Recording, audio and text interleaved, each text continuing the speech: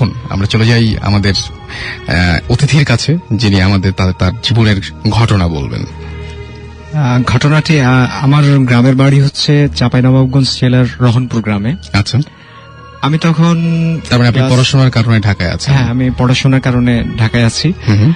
ঢাকায় আসার পরও আমার একটা ঘটনা ঘটেছে, আমি সেটা পরে বলছি। প্রথম ঘটনাটা বলি, যেটা বিক্ষিপ্তভাবে ঘটেছিল আমার সাথে। আমি তখন ক্লাস 5-এর ছাত্র, এবং আমার একটা অভ্যাস ছিল যে আমি মানে রাত্রের একটা নির্দিষ্ট সময় আমি আমার ফুফাতো ভাইয়ের সাথে ঘুমাতাম। একসাথে আমি আমার ফুফাতো ভাই তুহিন একসাথে ঘুমাতাম, তুহিন ভাই। তারপরে একটা সময় আমার ঘুম ভেঙে যেত, সেটা 3টার সময় হতো বা 4টার সময় হতো। ঘুম ভেঙে গেলে আমি আবার আম্মা আব্বার কাছে গিয়ে ঘুমাতাম, এবং এটা আমার একটা অভ্যাসে পরিণত হয়েছিল। এবং বুঝতে পারতাম যে আমার আব্বা আম্মাও বিষয়টা খুব এনজয় করতো, তাদেরও ভালো লাগতো যে ছেলে শুচ্ছে আমাদের সাথে। রাইট। তো একদিন আমি এরকম আমার ঘুম 3টা-4টার দিকে, টাইম নির্দিষ্ট করে বলতে পারবো না, 3টা-4টার মধ্যেই হবে। তারপরে আমি আম্মার ঘরে যাই, আম্মাকে ডাক দিই। আমার ঠিক বিছানার মানে যেভাবে আম্মারা ঘুমাতো তার মাথার পাশেই জানালাটা ছিল, এখান থেকে ডাক দিতাম। জানালাটা ভাঙা ছিল, পুরোনো বাড়ি ছিল। আচ্ছা। তো আম্মাকে ডাক দিলাম, আম্মা দরজা খুললো, তখন আমি ভিতরে গেলাম। তো আমি যাওয়ার পরে ঘুমানোটা, আমরা তো সাধারণত মানে সোজা হয়ে ঘুমাই, বিছানাটা যেরকম থাকে, কিন্তু যখন লম্বা হয়ে শুয়ে থাকি, দৈর্ঘ্য যেটা মানে খাটের এক প্রান্তে মাথা থাকে, আরেক প্রান্তে পা থাকে, এরকম হয়ে যায়।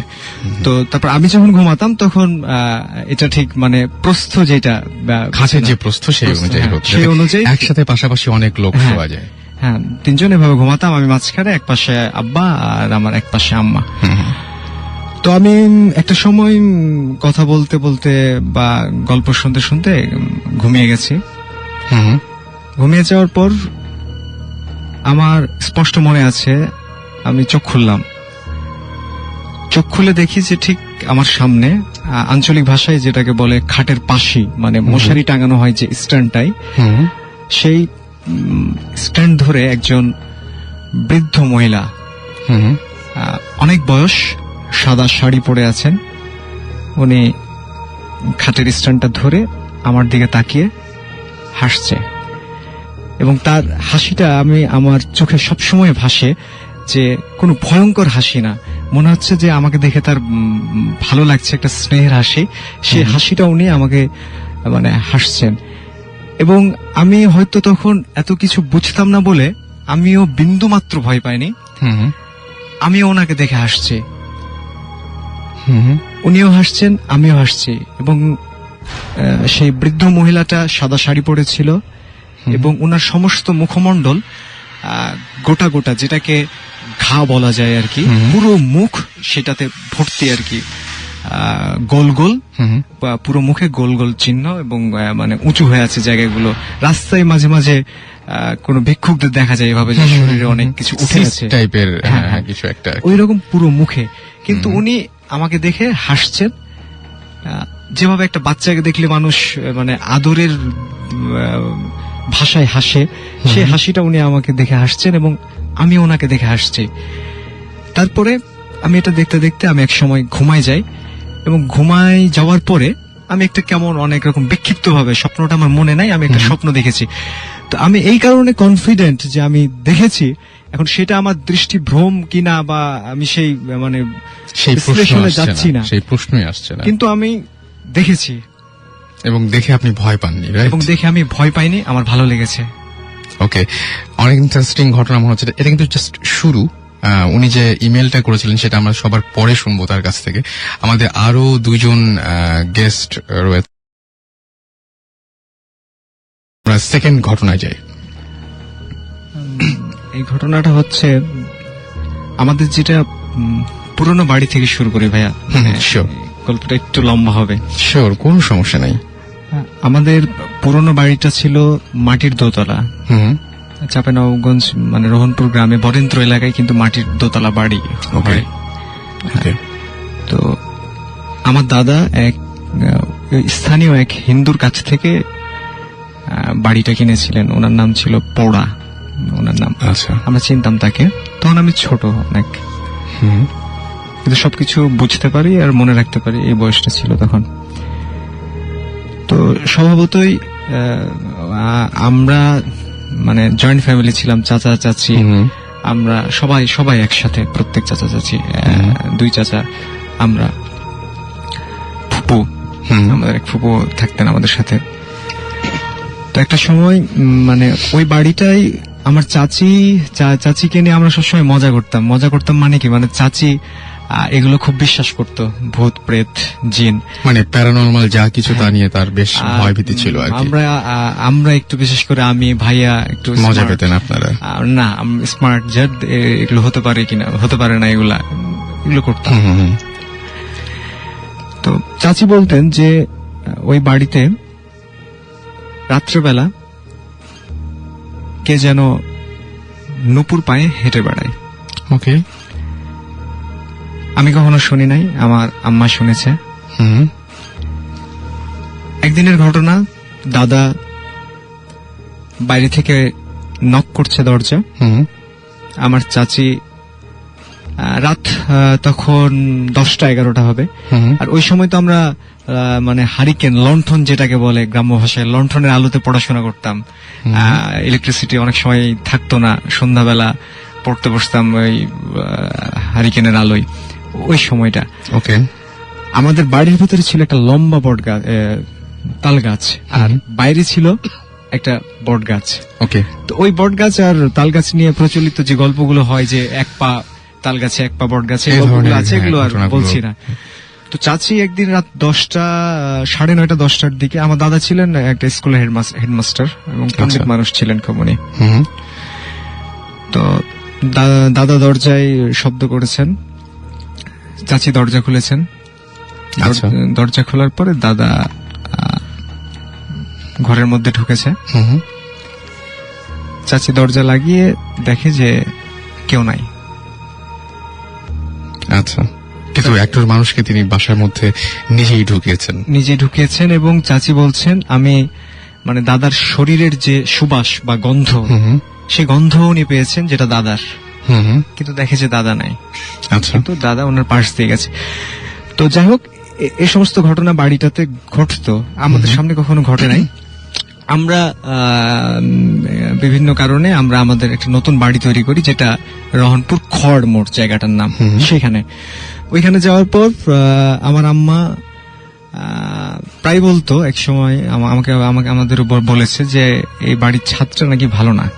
আচ্ছা। তো আম্মা একজন শিক্ষিত মানুষ, আমার আম্মা ডিগ্রি পাস, এবং উনি যথেষ্ট নামাজ পড়ে, কুসংস্কারে বিশ্বাস করে না। তো উনি যখন এটা বলে যে ছাদটা ভালো না, তখন আমি বিশেষ করে মানে অবিশ্বাস করতে পারি না। আমার মা কেন এই ধরনের ব্যাপার বিশ্বাস করবে, কথা বলবে? যদি উনি কিছু না জানতো বা অন্য কিছু ব্যাপার, তাহলে হয়তো মনে হতো যে না, কিন্তু উনি একজন শিক্ষিত মহিলা এবং সবকিছুই জানেন উনি, তারপর কেন বলবে যে ছাদটা ভালো না? তো বেশ কিছুদিন আগে, প্রায় 1 বছর আগে, এক মহিলা আমাদের একটা রুম ভাড়া নেয় ওই বাড়ির। মহিলাটা একটা এনজিওতে চাকরি করতেন, নিম্ন পদে, খুব সহজ সরল ছিল, এবং ওনার 1 বছরের একটা বাচ্চা ছিল, সাথে মেয়ে। আচ্ছা। ওরা দুজন থাকতো একটা রুমে। আমি ছুটিতে, ঢাকা থেকে বিভাগের ছুটি ছিল, আমি তখন বাড়ি গেছি। বাড়ি গিয়ে ওনার সাথে পরিচয় হয়েছে, কথা হয়েছে, এবং স্বাভাবিকভাবেই গ্রামের মহিলারা যেরকম মা সুলভ আচরণ করে, বোন সুলভ আচরণ করে, ওই রকম ভাবে, যার ফলে অনেক মানে আপন হয়ে গেছিলেন উনি। তো উনি একদিন ছাদে উঠেছিলেন আমাদের। ছাদে ওঠার পর আম্মাকে বুবু বলতেন। আচ্ছা। ছাদে ওঠার পর উনি ছাদে উঠে নামার পরে আম্মাকে বলছে যে, বুবু, আমি তো ছাদে উঠেছিলাম, তো আমার কি যেন হলো।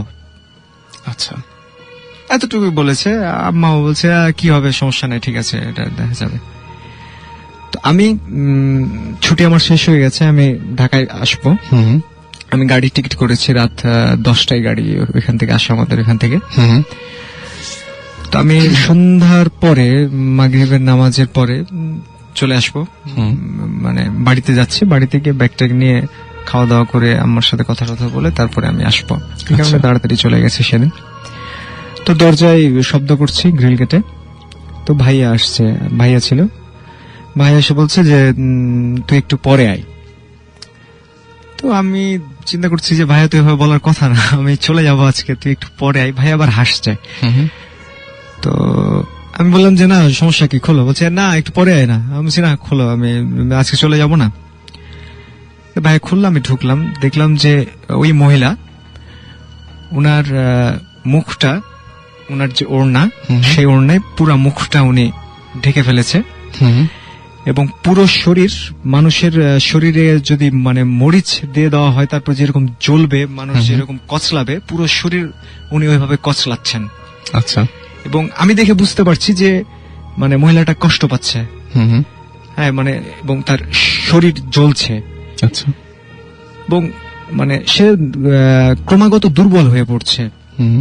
আমি কিন্তু পাশে দাঁড়ানো, আম্মা দাঁড়ানো, ভাইয়া দাঁড়ানো, তিনজনই দেখছি যে উনি মেঝেতে বসে কি বলে নামাজ যেভাবে পড়লে পাটা আমরা যেভাবে বসি আর কি, সেইভাবে উনি বসা, শুধুমাত্র ওড়নাটা ওনার মুখ, ওড়না দিয়ে মুখটা ঢাকা, ওড়না দিয়ে মুখটা ঢাকা। কষ্ট পাচ্ছে মহিলা। তো আম্মা ওই মহিলাকে বলছেন যে কি নাম তোমার? মানে আমার এ সমস্ত এক্সপেরিয়েন্স আছে আম্মার, কারণ চাঁপাইনবাবগঞ্জের একটা শিবগঞ্জ কনসার্ট, শিবগঞ্জ এলাকায় কিন্তু ছত্রাজিতপুর নামে একটা গ্রাম আছে যেখানে আমার নানা বাড়ি। ওইখানে যদি খোঁজ নেন প্রত্যেক বাড়িতে একটা করে বা দুইটা করে জিনে ধরা মানুষ পাওয়া যাবে। আসেন তাদেরকে আমাদের সাথে, আমরা চাই এরকম মানুষ এখানে আসুক, আমরা চাই। হ্যাঁ, চেষ্টা করব। তো যার ফলে আম্মা এগুলো বিষয়ে পরিচিত। তো আম্মা বলছে যে কি নাম তোমার? তো মহিলাটা কণ্ঠটা ওই রকম না যে কণ্ঠে সে কথা বলল, অনেক মোটা কণ্ঠ এবং পুরুষালী কণ্ঠ, এবং মানে মানে আসলে এটা বোঝানো যাবে না কণ্ঠটা কিরকম, মানে ওর কণ্ঠ না এটা। এবং কোন মানুষ রাগ বা ক্রোধেও এরকম কণ্ঠে কথা বলে না, এটা একটা অন্যরকম কণ্ঠ। সে বলছে যে আমার নাম জলন বাবা। জলন বাবা? হ্যাঁ। ওকে। এটা শুনে আবার আমরা হাসতে লাগছি যে এরকম ফানি একটা নাম কেন জ্বলছে জলন বাবা। তো পুরো শরীর কিন্তু উনি কচলাচ্ছেন, এগুলো কথা চলছে এবং উনি কিন্তু করে যাচ্ছে এই সমস্ত কাজ। তো আম্মা তখন বলছে যে তুমি যে মহিলাটাকে এত কষ্ট দিচ্ছ, ওর তো 1 বছরের বাচ্চা আছে, বাচ্চাটা কিন্তু ওনার পাশেই। বলছে ওনার তো 1 বছরের একটা বাচ্চা আছে, ওর বাচ্চাটার কি হবে, তুমি মহিলাটাকে কষ্ট দিচ্ছ, যাও না কেন? ওই মহিলা বলছেন ওই কণ্ঠে যে মিষ্টি পেলে চলে যাব, মিষ্টি। আম্মা ভাইয়াকে বললো যে তুই তাড়াতাড়ি মিষ্টি নিয়ে তো। ভাইয়া মিষ্টি আনার জন্য বের হচ্ছে, ওই সময় আবার উনি ডাক দিলেন যে শোন। উনি কিন্তু আপনি করে বলে আমাদেরকে, তখন বলছে শোন, মিষ্টি হাত দিয়ে তুলবি না, চামচ দিয়ে তুলে নিয়ে আসবি। ভাইয়া গেল, ভাইয়া গিয়ে 2টা মিষ্টি নিয়ে আসলো।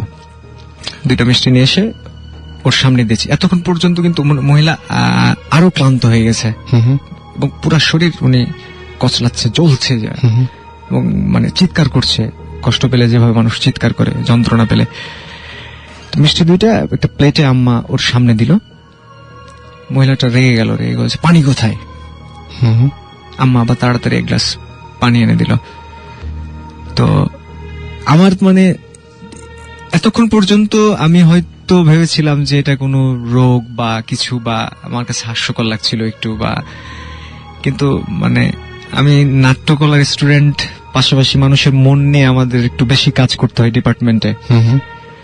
তো আমি তো ওই মহিলাকে চিনি। তো ওই 1 সেকেন্ডে বা 2 সেকেন্ডে মহিলা যে মিষ্টি 2টা খাইলো, তো এই মিষ্টি খাওয়াটা মানে অন্যরকম। ওই মুহূর্তে কেন জানি আমার মনে হয়েছে যে ওনার ভিতরে অন্য কেউ আছে। ওই মিষ্টি খাওয়া দেখে যে এভাবে মানুষ খায় না, বা একজন অসুস্থ মানুষ এভাবে খেতে পারে না।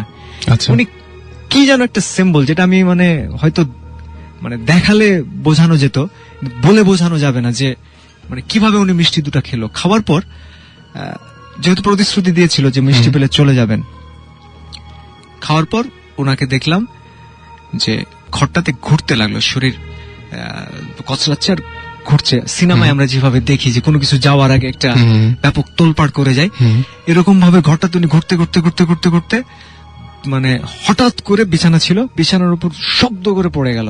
হুম তারপরে মানে ওই যে মহিলা যে কষ্টটা পেয়েছে, মোটামুটি 2 দিন সে বিছানা থেকে উঠতে পারেনি। হুম। এটা আমি দেখেছি ওইখানে। এটা আপনার একদম নিজের চোখে দেখা? হ্যাঁ, এটা আমার নিজের চোখের দেখা। এবং মানে আম্মা যে ওই কথাটা বলতো যে এই বাড়ির ছাদটা ভালো না, হুম হুম।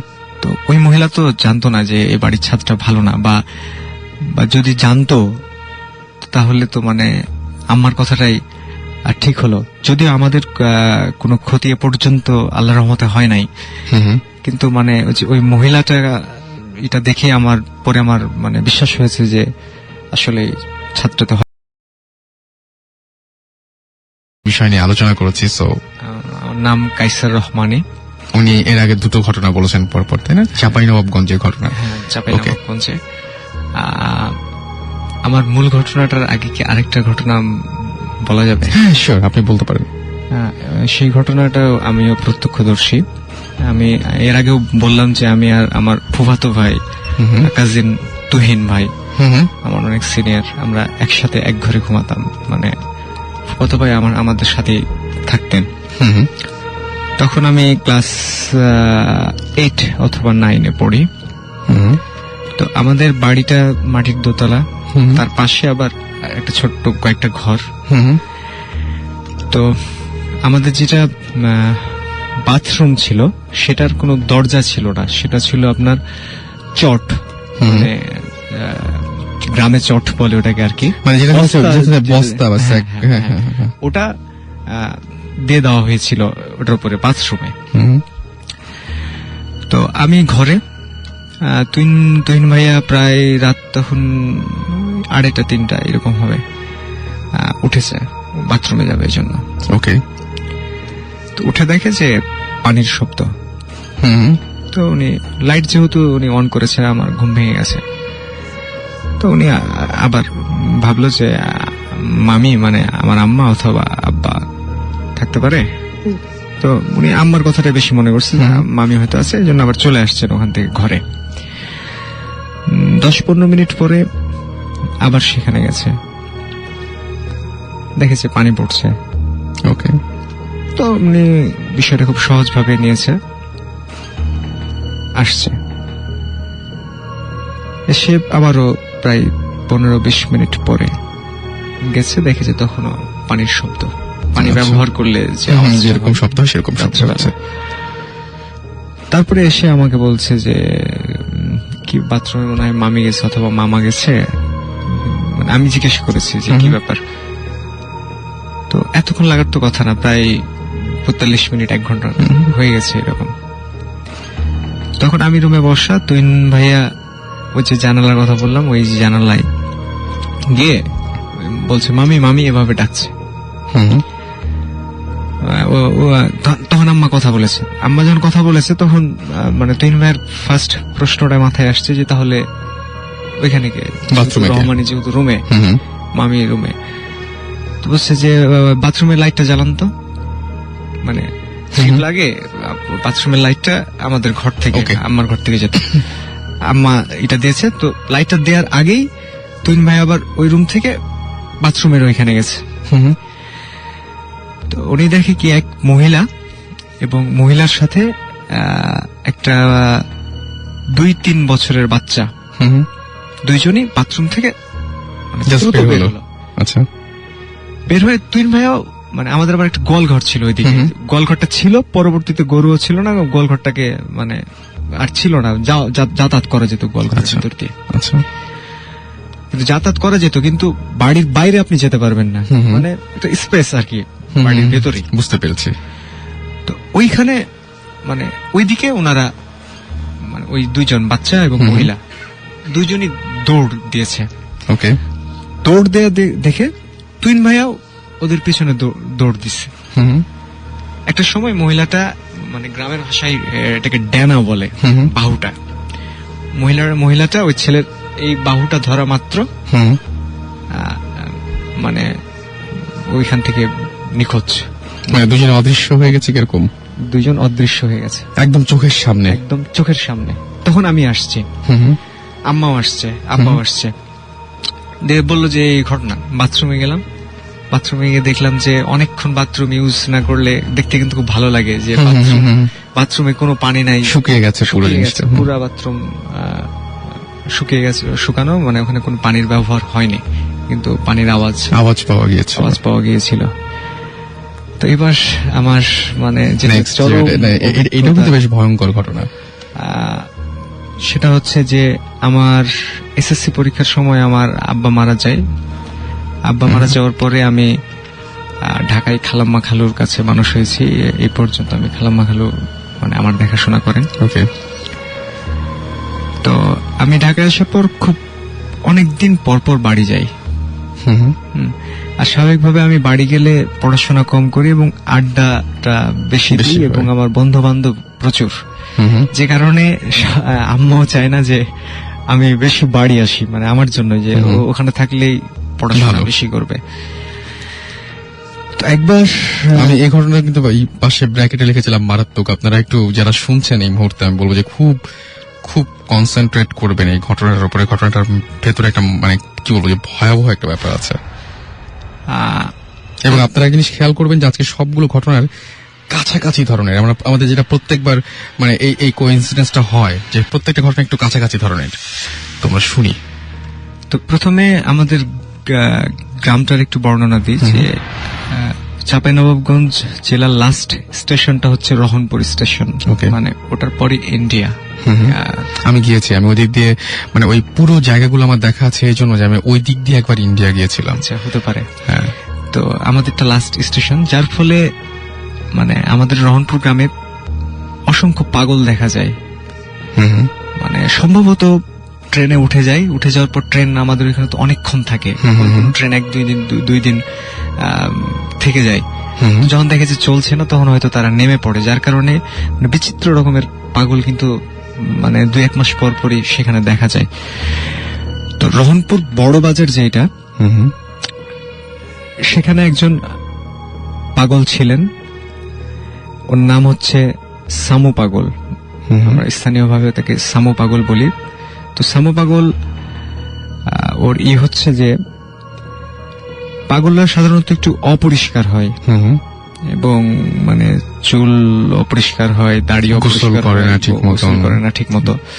কিন্তু ওটার সে বিপরীত ছিল। আচ্ছা, সুদর্শন ছিল চেহারা, মানে ফর্সা, মুখ ভর্তি কালো দাড়ি, আর চুলও অনেক ঘন এবং খুব বড় না, কিন্তু মানে ঘনত্বের কারণে মনে হতো যে অনেক বেশি চুল। এবং আমি দেখেছি ওনাকে যে উনি বসতো মুনি ঋষিদের মতো, মানে চাল চলনে একটা আভিজাত্য ছিল। এবং মানে পাগলরা পাগলামি করতো, ও কিন্তু পাগল, কিন্তু পাগলামি করতে আমি কখনো দেখি না। এই রহনপুর বড় বাজার যেটা, মানে বাজার একটা, ওই বড় বাজারে সিলেক্টিভ 5 থেকে 6টা দোকানে সে নিয়মিত বসতো, আর ওখানেই থাকতো, ওখানেই ঘুমাতো। বাজারের যে ছাউনিগুলো, যে দোকানগুলোতে বসে থাকতো, তো বসতো। আবার মুনি ঋষিরা ধ্যান করে যেভাবে, ঠিক ওইভাবে বসতো, আর বিড় বিড় নিজে নিজে কি বলতো। আর সিগারেট খেত খুব, সবসময় হাতে দেখতাম সিগারেট। ওই নির্দিষ্ট কয়েকজন লোকের কাছে চাইতো কিছু, কেউ দিলে খেত, না দিলে খেত না, এবং উপদ্রব করতো না সে। ওকে, এই কারণে তাকে মোটামুটি এখনো আমার মনে হয় যে সবাই খুব বেশি সমাদর করে বা সবাই তাকে পছন্দই করে বলা যায়। তো আমি আব্বার মৃত্যুর পর খালু আমাকে ঢাকায় নিয়ে চলে আসে, আমি ঢাকার বিসিএসসি কলেজে ভর্তি হই। একবার প্রায় 1 বছর পরে আমি বাড়ি গেলাম। ওকে, বাড়ি যাওয়ার পরে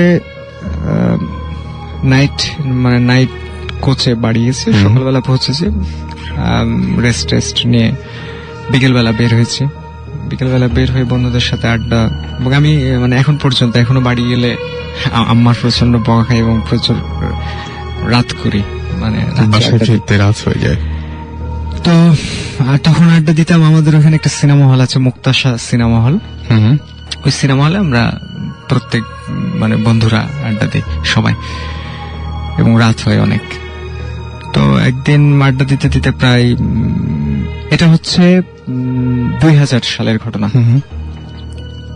2000 সালে ঘটনা। তখন আমি কলেজে দ্বিতীয় বর্ষে পড়ি। আচ্ছা।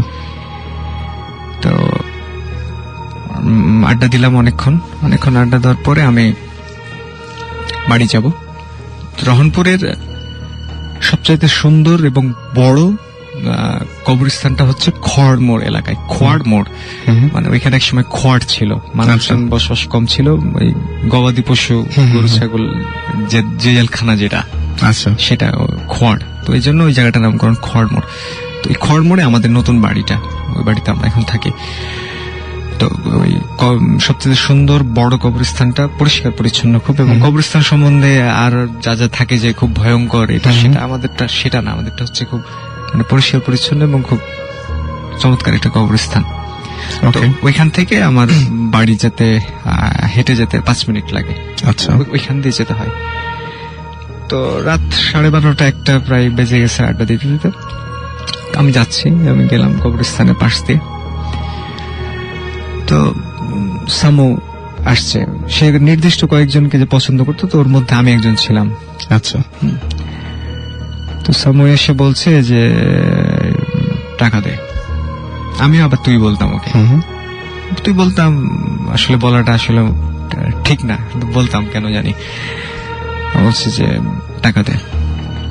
তো আমার তাকে ভালো লাগতো, কারণ সে একটা পাগল, কিন্তু ওই যে মনির ঋষিদের মতো চলাচল, কোনো পাগলামি করে না, পরিষ্কার পরিচ্ছন্ন, এবং দীর্ঘদিন থেকে তাকে দেখে আসছে ছোটবেলা থেকে।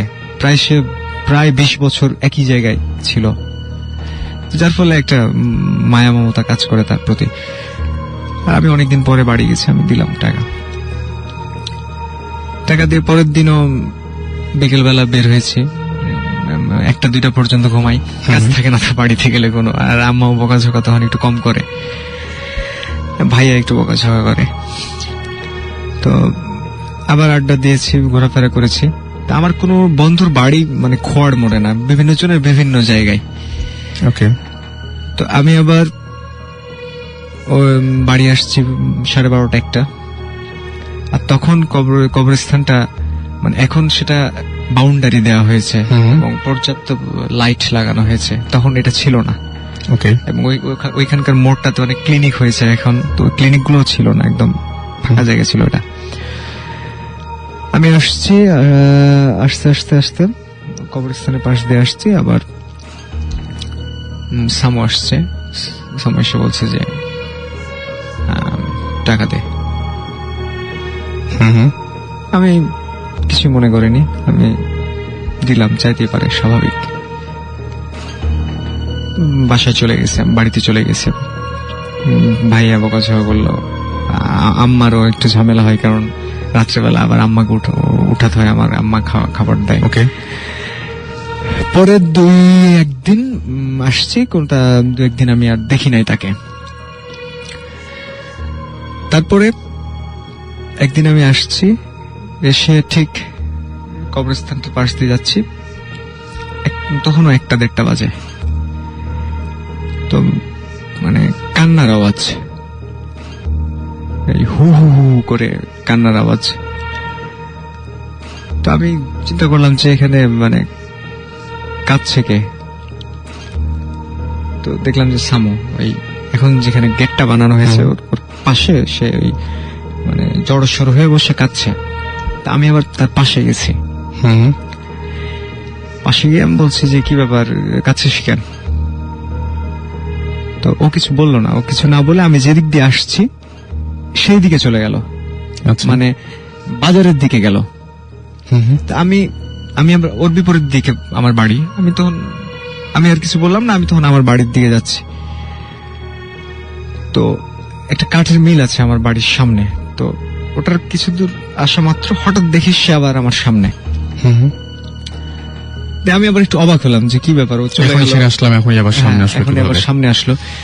অবাক হয়েছে, কিন্তু প্রশ্ন জাগে নাই মনে, কারণ সব বিষয়গুলো আমার কাছে স্বাভাবিক মনে হয়েছে। দিয়ে সে বলছে যে আমার খুব ঠান্ডা লাগছে, আমাকে একটা সাদা চাদর দিতে হবে। তো আমি সাদা চাদর, ঠান্ডা, তখন গরমের সময়। তো আমার মানে এখন যেটা মনে হয়, যেমন একটু আগে যে গল্পটা বলছিলাম যে ওই মহিলার হাসি, তো তো শামুর চোখ দুইটা মানে কেমন একটা মমতা, হুম হুম, মানে সে চাচ্ছে। হুম হুম, তো ওর চোখ দুটো আমার খুব মনে পড়ে। তো আমি তখন বললাম যে আচ্ছা ঠিক আছে দিব, যা, ঠিক আছে দিব বলে আমি বাড়ি চলে গেলাম। হুম হুম, তারপরের দিন বিকেলবেলা বন্ধুদের সাথে আড্ডা দিচ্ছি, আমার বন্ধু রাজু, তাজ, এরা সবসময় আড্ডা দিই একসাথে। বসে আড্ডা দিচ্ছি, আড্ডা দেওয়ার সময় বলছি যে আবদারটার কথা বললাম সামুর, হুম হুম, যে সামুর সাথে এরকম দেখা, 2 দিন টাকা দিলাম, এখন আবার ওর নাকি ঠান্ডা লাগছে, সাদা চাদর নেবে। এই কথা বলা মাত্র ওরা হাসতে লাগছে। তো মানে আমি কিছু বুঝে উঠতে পারছি না, প্রচন্ড হাসছে তারা, যে কি ব্যাপার, আমি স্যার হাসছিস কেন? তো ওরা ফাইজলামি করতে শুরু করলো আবার, যে কি চাইছে তোর কাছে? তা আমি বললাম যে চাদর। কত টাকা দিয়েছিস তুই? তা আমি কত টাকা দিয়েছিলাম মনে নাই আমার, বললাম যে হ্যাঁ দিয়েছি এটা সেটা। ওরা আরো হাসছে। তো আমি যখন সিরিয়াস হলাম যে কি ব্যাপার, মানে ঘটনাটা কি বল, হুম হুম, তখন বলছে যে শামু তো প্রায় 7-8 মাস আগে মারা গেছে। তো মানে এই কথা শুনে মানে আমিও বুঝতে পারছি না যে মানে ওরা কি আমার সাথে তাহলে কি ফাজলামি করছে নাকি। সেটাই, কারণ আপনার সাথে সামুর তার আগে কয়দিন দেখা হয়েছে মোটমাট? আমার মোট 3বার। 3বার দেখা হয়েছে এবং 2বার টাকা চেয়েছে, 1বার চাদর চেয়েছে। একটা চাদর চেয়েছে। মাঝখানে শুধু 2 দিন দেখা হয় নাই তার সাথে আমার, মানে 4-5 দিন প্রত্যেকবার ছিলাম। কি গোরস্থানের সামনেই দেখা হয়েছিল? প্রত্যেকবার গোরস্থানের সামনে, এবং লাস্টে একবার যে হ্যাঁ, কাঠে। কিন্তু আমি তাকে গোরস্থান থেকে আসতে দেখিনি। আচ্ছা, মানে তার আশাটা হয়েছে হঠাৎ, সে কোথা থেকে কোন দিক থেকে আসছে এটা আমার মনে হয়নি। আর মনে হয়নি এই কারণে যে একটা পাগল মানে আসতেই পারে, আমার কাছে সেটা মনে হয়েছে। তো ওরা যখন বললো যে মানে সামু মারা গেছে, মানে তখন আমি আমার ঘটনাটা মেলাতে পারলাম না। তখন আমি মানে কাউকে বিশ্বাস করাতে পারলাম না যে বিষয়টা আসলে আমার সাথে এই ঘটেছে। হুম, তো আমি তাদেরকে সব ঘটনা খুলে বললাম। ওদের মধ্যে হয়তো কেউ বিশ্বাস করলো, কেউ করে নাই। হুম হুম, কিন্তু এখন পর্যন্ত আমি যখন মানে যাই বাড়িতে, তো অনেকেই নাকি আমি নিজেও শুনেছি, আমাদের এক কাকা আমাদের এই পাড়ার, উনিও বলেছেন আমাকে যে সামুকে নাকি মানে ওকে দাফন করা হয়েছে আমাদের কবরস্থান, মানে রহনপুর কবরস্থানে, খড়মোর কবরস্থানে। তো দেখা যায় নাকি যে সামু ওই কবরের ওপরে বসে জিকির করছে। আচ্ছা, তো এই ঘটনাটা মানে আমিও চাই যে এটা কেউ যদি ভুল প্রমাণ করে দিতে পারতো আমাকে, যে না তুমি ভুল দেখেছো, বা তোমার এই জিনিসগুলো ঘটেনি আসলে। হ্যাঁ, যে আসলে তাহলে আপনি ঘটেনি, অনেক খুশি তাহলে হতেন। আমিও অনেক খুশি হতাম যে আমার ভয় লেগেছে বা আমি খুব ভয় পেয়েছি বা আমার খুব খারাপ লেগেছে তা না, আমার ভালো লেগেছে যে একটা মানুষ দেখা দিয়েছে আমার কাছে কিছু চেয়েছে, আমার সেটা মানে ভিতরে ভালো লেগেছে। হুম হুম, কিন্তু যখন মানুষ বলে যে না এসব কিছু না, এটা তুমি ভুল দেখেছো, হুম হুম, এখন দেখেছি তো আমি, বুঝবেন আপনি, মানে একদম আপনি কি করে বুঝবেন যে আমি ভুল দেখেছি না ঠিক দেখেছি? দেখেছি তো আমি, এবং আমি দেখেছি, আমি সামুকে দেখেছি এবং সে এসেছে। এবং আমিও চাই যদি কেউ এটা প্রমাণ করে দিতে পারে যে না আসলে তুমি দেখোনি, কারণ আমার কাছে তো এখন এটা রহস্য হয়ে আছে যে মানে কেন আপনি একদমই বিলিভ করতেন না ব্যাপারগুলো যে এরকম হতে পারে বা এর ধরনের না। কোনো কিছু। সুতরাং এমন না যে মানে একটা জিনিস পরপর 3বার ঘটেছে আপনার কাছে, হ্যাঁ। এবং আপনি জানতেন না যে এই লোকটা জীবিত না মৃত।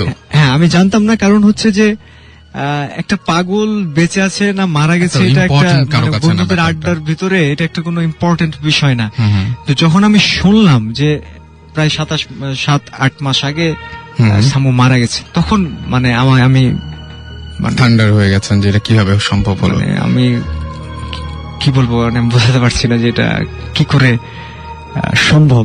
যদি আসলে প্রত্যেকের জীবনে এরকম একটা করে ঘটনা ঘটতো তাহলে হয়তো বোঝানো যেত যে না ভাই যা দেখেছি, মানে এটা বলে বোঝানো যাবে না। মানে অ্যাকচুয়ালি অনেকে হয়তো এরকম ভাবে বলেন, এই ধরনের কোয়েশ্চেন করেন। আসলে ব্যাপারটা হচ্ছে কি যে আমরা কাউকে বিশ্বাস করতে তো বসিনি, তবে সত্যি কথা কি যে আমরা কোনো কিছু চোখ দিয়ে না দেখলে আসলে বিশ্বাস করতে আমাদের ঝামেলা হয়। কিন্তু আমি এখন দেখতে পাচ্ছি আমার সামনে উনি বসে এতক্ষণ সেই ঘটনাটা বলছিলেন, আমার একদম সামনে। সুতরাং যদি তিনি মানে হিসেবেই বলতেন তাহলে হয়তো বোঝা যেত, কারণ এক্সপ্রেশন গুলো খুব অদ্ভুত টাইপের ছিল। এবং আপনার সাথে নিশ্চয়ই সুসম্পর্ক ছিল এবং কয়েকজন মানুষের মধ্যে আপনি একজন পরিচিত মানুষ, হ্যাঁ, মানে খুবই আমার সাথে- কাছের মানুষ ভাবতো আপনাকে।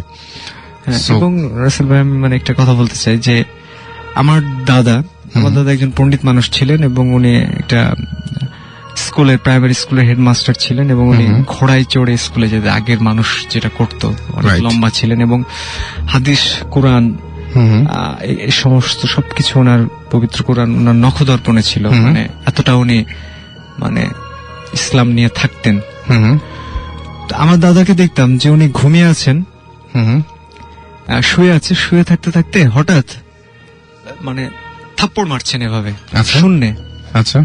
বা লাথি মারছেন শূন্যে। জিজ্ঞেস করতাম দাদা কি হয়েছে, হুম বলছে দৌড় ওরা আমাকে খুব ঝামেলা করে, আমাকে খুব জ্বালায়।